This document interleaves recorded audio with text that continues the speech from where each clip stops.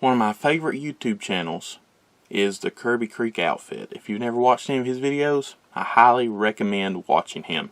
Well, last week he did a video where he responded to an open tag by J.O. Ventures Outdoors. So I thought that I would also respond to the open tag, even though it might be a little late. Okay, the first knife that I would like to talk about is this one right here. This is a Frost Pakistan-made lockback. This is probably the first big lockback I ever owned. And it's a really great pocket knife. I bought this at a thrift store, I don't know, years ago. I've had this knife for a very long time. It's a nice looking knife. It's got some really nice bolsters. This was the knife of the week. The steel is okay. I've never really used this knife a lot anyway, but it's a great knife. It looks good. It's heavy, and I used to carry this in my pocket a lot just because I've always enjoyed knives, and it's a really big one. Also, this knife is a pretty important knife to me. A preacher friend of mine who recently passed away, I actually gave him this knife, and he actually gave me this knife in return. It's a Chinese-made lockback, and you see here it says Hawk. It's got a revolver, and on the other side it says Victory, and it has it looks like a mountain lion with a rifle. Probably about 4 years ago he gave it back to me, and he wanted me to have both of them. So those are two of my favorite pocket knives in my collection. Okay, the next knife I want to talk about is this one. A friend of mine gave this to me. It's a gold lockback. I think it's made in China. I think it's made in China. But it's a very interesting knife, and my good friend gave it to me, and I really like it. This next knife is a nicer knife than the three we just looked at. This is a Smith & Wesson lockback. It's a small Smith & Wesson, and this is actually a scrimshaw edition, so it's got the scrimshawed turkeys on it, and it's just a pretty neat knife. A friend of mine gave this to me. I've never really carried it, but it's a nice little lockback. And this is a Buck 442, made in the USA. It does have a pocket clip, and it looks kind of cheap, but man, this thing feels so good in your hand. It's a great work knife. I use it all the time. It is a really great knife, and it is a lockback. Okay, the next knife, let's talk about this one. This is a USA-made Schrade X-Timer.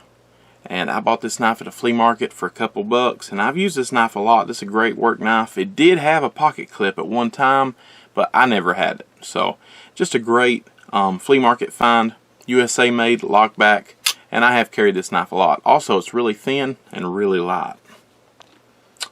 Alright, let's talk about this.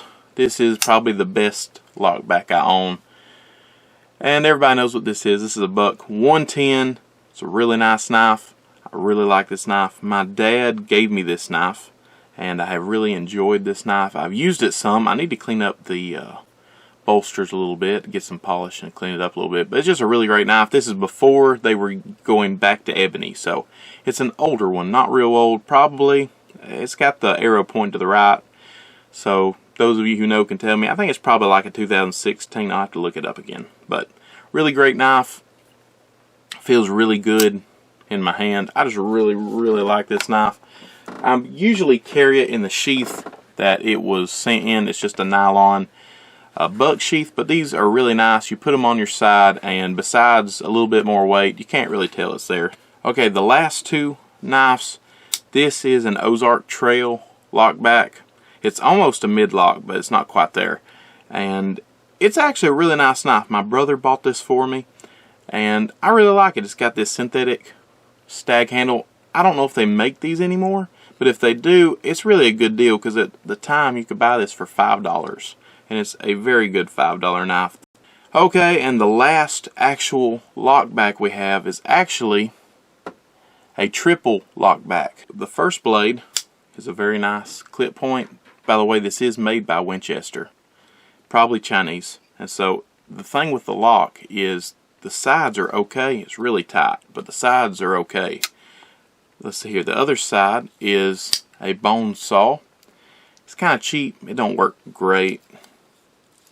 And then the middle one is a gut hook. So I carried this knife all the time, and like I say, The triple lockback is really not a very good design because it is really hard, at least it used to be, to open it. Maybe with wear it's got easier, but it's not easy to get that middle one sometimes. But anyway, it's a really nice knife. It's heavy, it's big, and I just fell in love with this knife. It's probably Chinese made Winchester from Walmart. I actually was doing school that day, and I sent my brothers to Walmart to go buy this for me because they were going to Walmart, and I told them, I said, just pick up that knife that I saw the other day.